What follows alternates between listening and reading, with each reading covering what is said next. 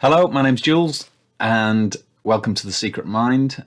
This is 20 things I learned from narrating an audiobook. I decided to read one out loud as an exercise to get myself used to doing YouTubes during this year when I committed to doing one a day. This is what I learned from it. This was the book. I finished the book yesterday on chapter 18, having dropped in chapters occasionally. Every Man an Enemy by W. Howard Baker. This is what I learned. Number one, don't click, message to me. I seem to, before I start a sentence, I often go and then start speaking. I'm not the only person who's done it, I've noticed since, but I'm going to try to cut it out. It's annoying. Do your words. In conversational language, we often spit past words very quickly. People can assume they're there or not if they're used to our language patterns or our language. But if you're reading them out, pronounce each one if you can. Find something in it. Sort your microphone. There's going to be a big sound learning curve if you're not technically minded in doing stuff like this, like I'm not. I bought a new microphone. I rejected a couple. It wasn't even the microphone's fault. It was something else. Me technically learning how sound works. I've spent a lot of time on sound settings on the computer, and at least what I've done is not expert, but it has improved during the time. Use a dog clicker. It sounds like this. And when you see that sound wave on Audacity software, you can identify a mistake. If you make a flub, you can hear that sound wave and you can more easily find it and remove it, so you can remove your mistakes. So although I left in flubs at the beginning, I tended to take more of them out towards the end, like I would have taken that one out.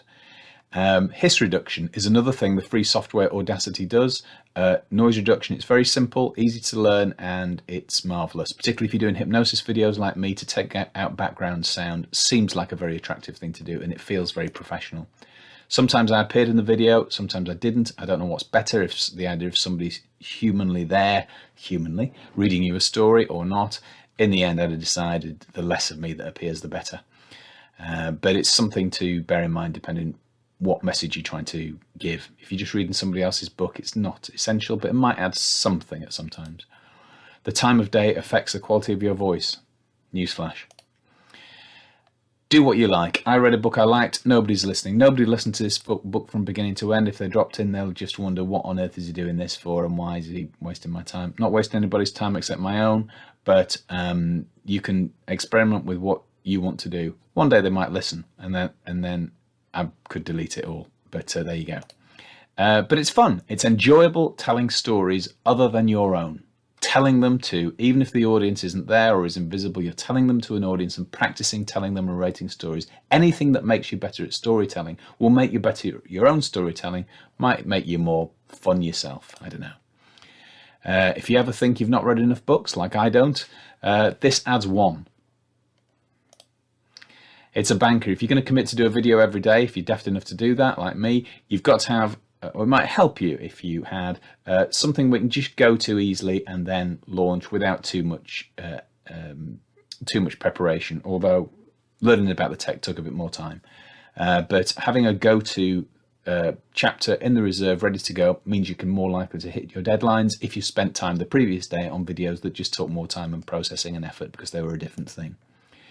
It's risky. Well, is it? I was worried about copyright law. I'm sure somebody owns this. It's not clear to me who it is, even from the book. There's nothing inside the front cover that has the usual modern disclaimer of saying no one's allowed to read this to anybody else. So I wouldn't dare do it with a modern book. I might upset somebody, although I do see all sorts of stuff on YouTube. I don't want to break copyright law, but I thought it was fair use to transform it. Anyway, if anybody objects, I'm sure they'll let me know and I'll have to withdraw them. It's good practice to try and tell a story, relate it, and do it better and to a high quality. It just is. It's healthy, it's fun, it's an interesting thing to do. It exercises mental muscles you probably won't use in anything else, and gives instant feedback. Not from people, by the way, just from you watching your own videos, because there was no feedback from anybody during the whole 18 chapters because nobody was tuning in. Fine. I don't blame you. It heightens awareness for the written word, for the way you come over, for the ingredients that make up the way you communicate. That's got to be a good thing. I am not Stephen Fry. Do the voices. It's tricky to do lots of voices. This book has a lot of potential murderers in it. I tried to give them all an original character, but by the time I was halfway through a sentence, I didn't know who was speaking until the end. So, and I was reading it with you, not preparing it in advance and marking it up. So do voices, it's more fun, but it's tricky to be consistent. So maybe highlight them in a colour in advance if you think there's speech coming up. I think I gave everybody a Yorkshire accent in the end, but there's worse things. Tech. The idea of tech bringing you back to books, the idea that fancy computers will bring you back to a book you found on a shelf years ago, that's quite nice. And number 20, you are an archive for the forgotten. Nobody has ever narrated this book. Maybe nobody will, but in the future, all books will probably be narrated by an artificial intelligence voice and probably done pretty well and better than me.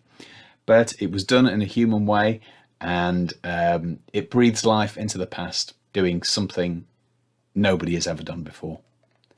That was Every Man an Enemy by W. Howard Baker. And that was the 20 Things I Learned.